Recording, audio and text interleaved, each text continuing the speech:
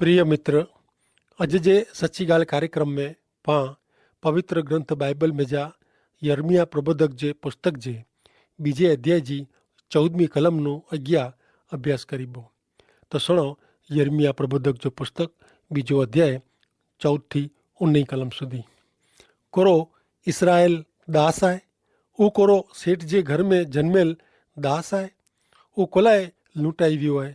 जुआन सिंह इन सामे गर्जना कीअं आहे, उनी गर्जना क्यों आहियो, उनी जी धरती उजड़ क्यों आहियो।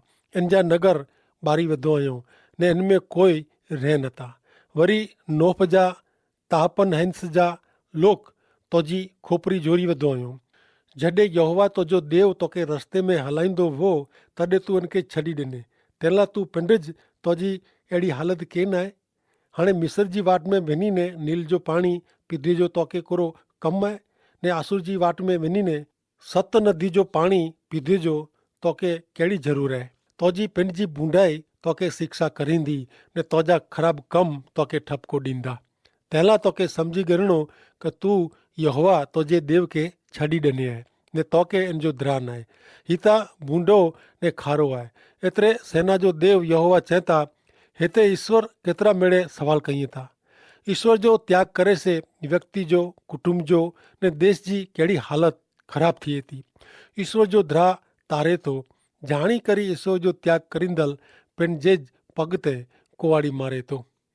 यर्मिया बीजो अध्याय 20 થી 25 कलमूं। एतिरे ला कि जुने टाइम में आउं तुंहिंजी जूसरी जुरई ने तुंहिंजा बंधन तोड़िया, तंहिं छतां तूं चए आउं सेवा करींदो न। एतिरे ला कि हरेक ऊचे डूंगर ते ने हरेक नीले झाड़ नीचे नमी ने तूं व्यभिचार कयो आहे। पर आउं तोखे रोपियो तॾहिं तूं उत्तम द्राक्ष जे वेले जहिड़ो वें ने साव शुद्ध ॿिज वें। त तूं कुलाए बदिलाई ने मूं साथे द्राक्ष वेले जो नकामो छोड़ थी वियो आहीं।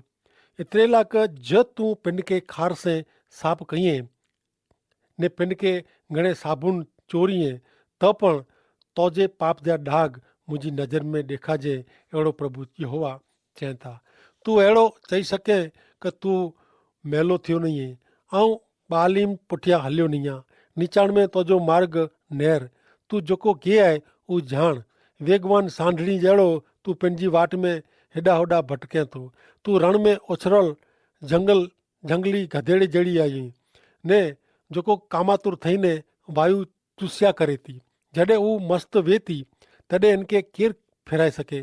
जेको इनखे गोतीअ था उहो थकिया न, पंहिंजी ऋतु में उहो मिलंदा। तूं तुंहिंजे पग खे उघाड़ा ने तुंहिंजे गले खे तरसियो थेला न ॾे। पर तूं चए कि मूंखे आसा न आहे, जरा पण न। एतिरे ला कि पारके ते आउं प्रेम कयो आहे ने उन पुठियां आउं वेंदो।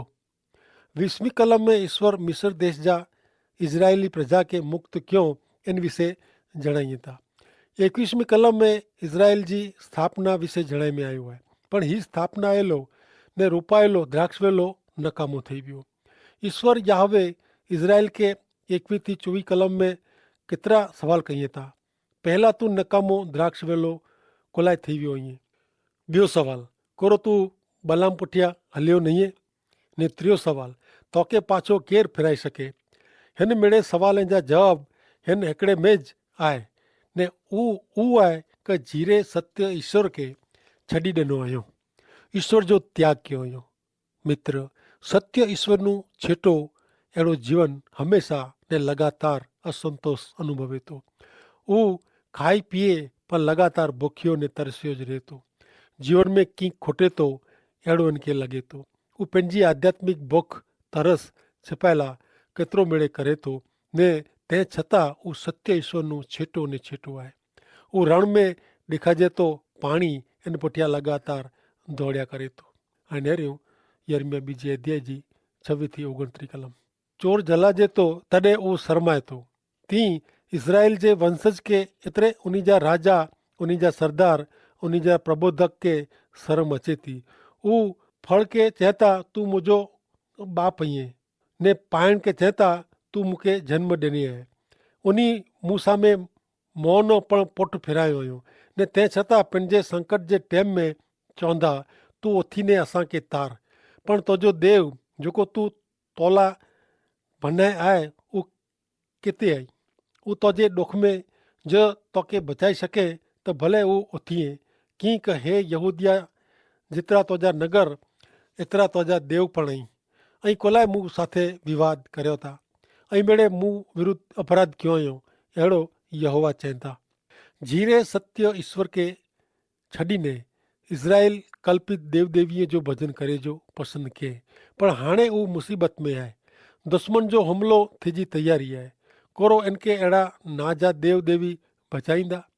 ईश्वर तां कमु करींदल साबित कयो हुयो क आऊं हिकिड़ो मात्र देव आहियां जेको तोखे मिस्र में जा छुड़ायो ने रण में 40 वरे संभारीने वतन जो देश ॾिनो।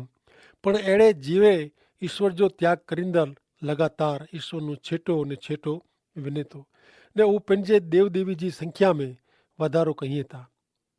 यर्मिया 2 अध्याय 3 થી 37 कलम।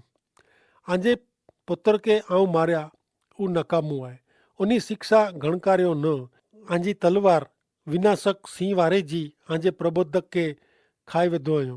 ओ वंश ऐं यहोवा जो वचन निरियो कोरो आऊं इज़राइल जा वीरान ने घोर अंधारे जहिड़ी धरती जहिड़ो वो मुंहिंजा लोग कुलाए चवनि था असीं स्वतंत्र थिया आहियूं, फेरी तो वटि अचीबो न।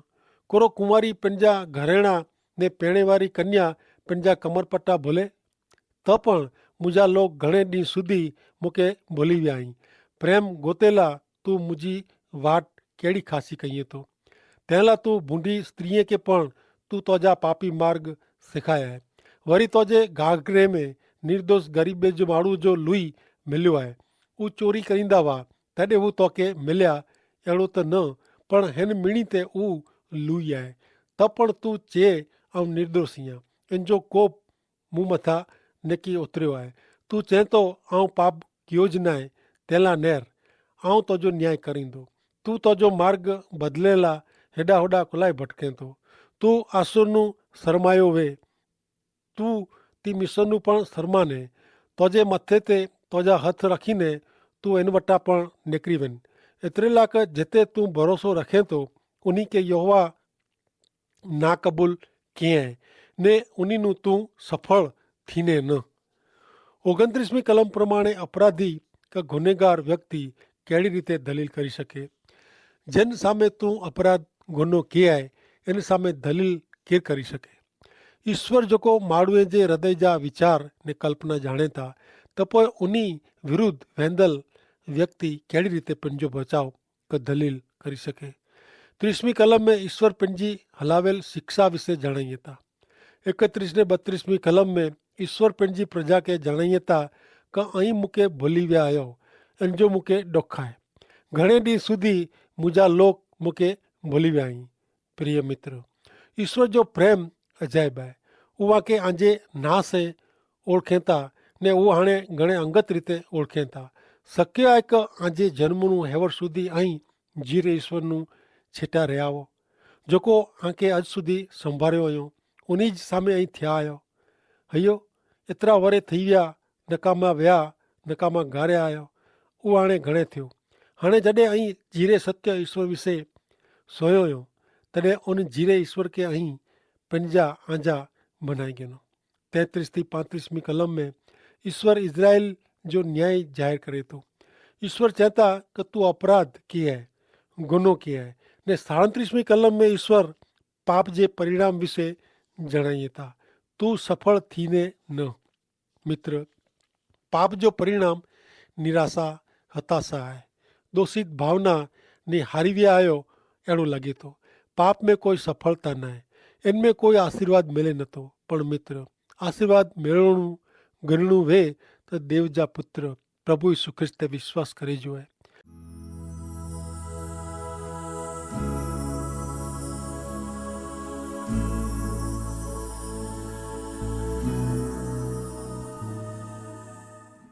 हाणे नेरियो पाण अॻियां प्रबोधक यर्मिया जे पुस्तक जे 3 अध्याय जी शुरूआत कयूं।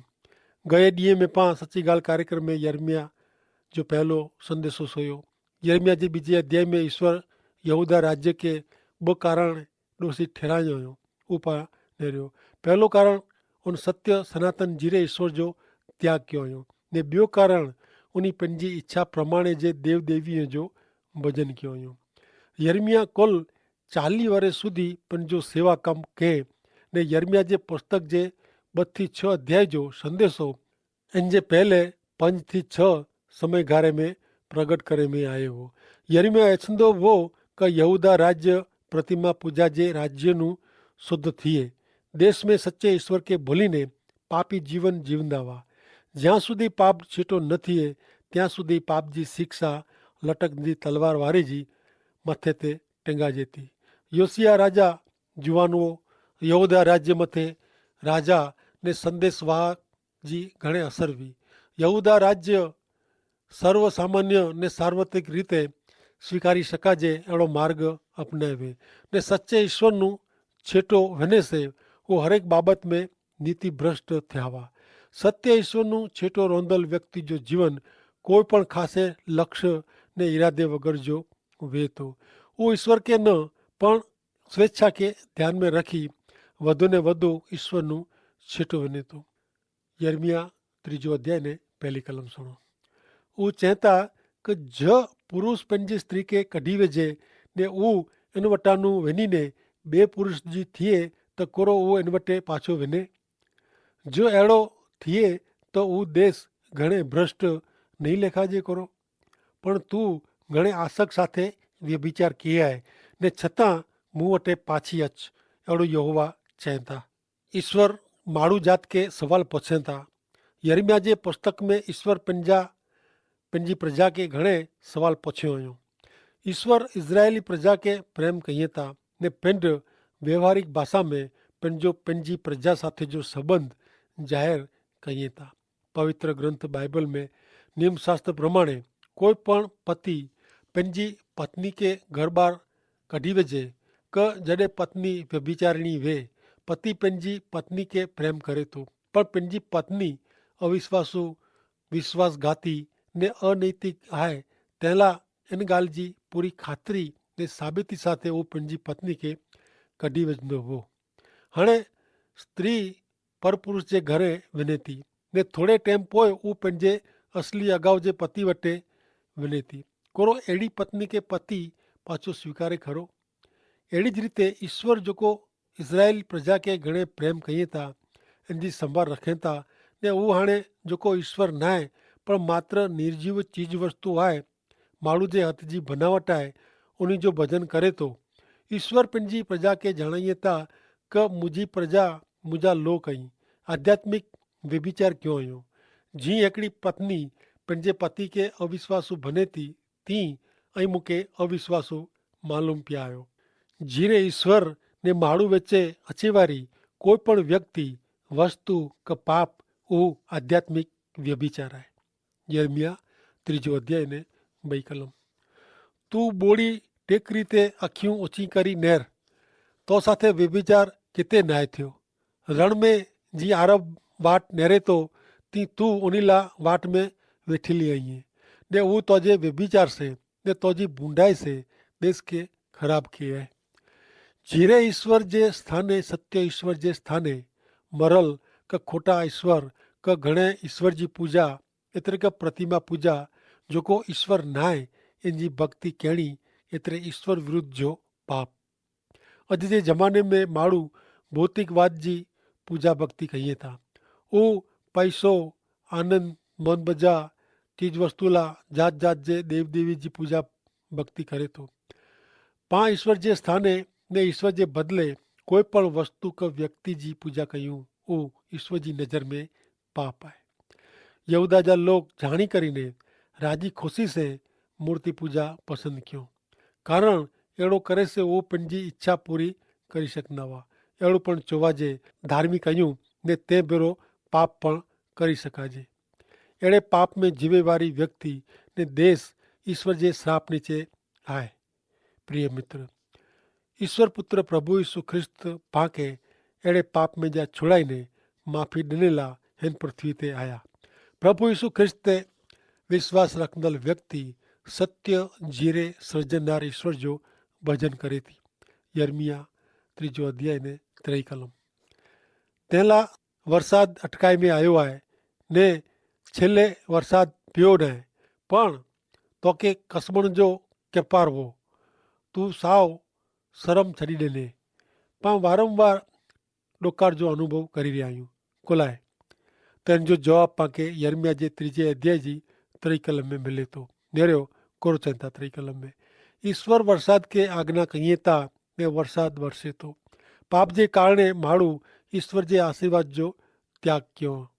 कुदरती आफ़त ने रोगचारे से पाण बचाए सघनि था। वरसाद ठंडी गर्मी मिणे जा अधिकारी ईश्वर आहिनि। माण्हू जे पाप जी अवरी असर वातावरण ने कुदरत ते पण पए थी। पाप पर्यावरण खे अशुद्ध बनाए थो। पाप अव्यवस्था में अव्यवस्था ऊभी करे थो। पाप पाते ईश्वर जो कोप रखे थो। मित्र टेम हलियो वञे घणे मोड़ो थिए इन अगाऊ प्रभु यीशु ख्रिस्त ते विश्वास रखीने ईश्वर खे सौंपाए वञे जी ज़रूर आहे। यर्मिया प्रबोधक हाणे योसिया राजा जे समय में ईश्वरનું છેટા હલ્યા વ્યાવા इन વિશે જણાવીએ था। यर्मिया हाणे 4 कलमનું ॿियो संदेशो ज़ाहिर करे थो। हिन कलमનું 6 अध्याय સુધી जी ही संदेशो ॾिने में आयो आहे। ईश्वरનું पीछे हट कहिड़ी उहा ॻाल्हि 7 बार जणे में आई आहे। पीछे हट एतिरे जीरे पवित्र सत्य मात्र हिकिड़े ईश्वर में शंका पाप जो अचणो ईश्वर जे चरित्र खे जाणी करी हल्को लेखी ईश्वर जे गुण लक्षण ते अविश्वास एतिरे पीछे हट जाणी करी सत्य ईश्वरનું छीटो विञणो एतिरे पीछे हट। पवित्र ग्रंथ बाइबल में ईश्वर जो वचन चए थो होशिया जो पुस्तक 4 अध्याय ने 16वीं कलम प्रमाणे इसराइल अडियल वाछड़ी वारे जी ज़िदी थियो आहे। हाणे यहोवा उन्ही खे वॾी रखाल में घेंटे वारे जी चारींदो। पीछे हट उहो हठीलाई आहे। जाणी करे ईश्वरનું छीटो विञणो अहिड़ो कमु आहे। ईश्वर ने ईश्वर जे मार्ग जो त्याग करी पंहिंजे मार्गे हलणो एतिरे पीछे हट। प्रिय मित्र हेवर ऐं कहिड़ी हालति में आहियो।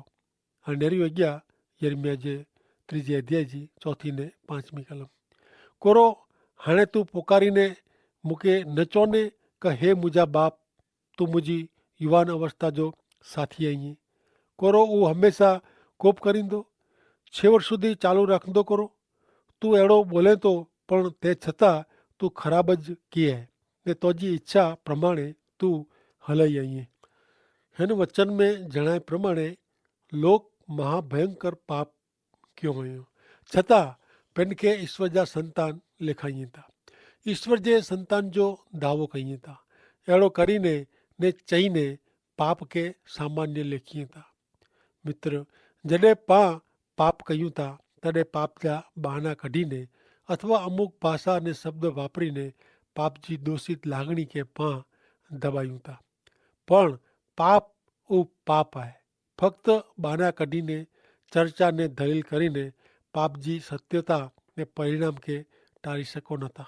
प्रिय मित्र कोरो आंजे जीवन में अहिड़ो पाप आहे जेके आई लिखायो था जेके आई निडो लिखियो था। प्रिय मित्र पाप से छुटकारो मिलणो वे तो हिकिड़ो ज मात्र रस्तो आहे पछतावो कबूलात ईश्वरનું न પણ આજે પાપનું પાછા ફેરો। પ્રભુ ઈસુ ખ્રિસ્તે વિશ્વાસ કરીંદલ વ્યક્તિ જેકી પાપ કરી વેજે તો પણ પાપ जी कबूलात करी ईश्वर वटा माफ़ी मेळवी गणे थो। पण जो उहो लगातार पाप में जीवन जीवे थो अथवा जीवे थी तो सच्चाई उहो ईश्वर जो बालक न आहे। पहलो योहान 3 अध्याय 4-10 में जणे में आयो आहे कि जेको पाप करे तो उहो पाप जो गुलाम आहे। ईश्वर जे नियम जो भंग करी दोषित आहे कारण नियम जो भंग करणो उहो पाप आहे। ऐं जाणो था कि मानवी जा पाप गिनी गिनेला ख्रिस्त प्रगट थिया ने उन्ही में कोई पाप न आहे। तंहिंला जेको ख्रिस्त में रहे था उहो पाप में रेजो चालू रखी सघे न। पण जेको पाप में रेजो चालू रखे इन खे ख्रिस्त खे कॾहिं पण ॾिठे न आहे ने ओळखे पण नथो। छोकिराऊं आंखे कोई छितरी वञे न। जीअं ख्रिस्त न्यायी आई तीअं ईश्वर जे धोरण प्रमाणे वर्ते थो उहो पण न्यायी आहे। जेको पाप में रेजो चालू रखे थो उहो शैतान जे पक्ष में है। कारण शैतान शुरुआतનું જ પાપ કરીને આવ્યો है।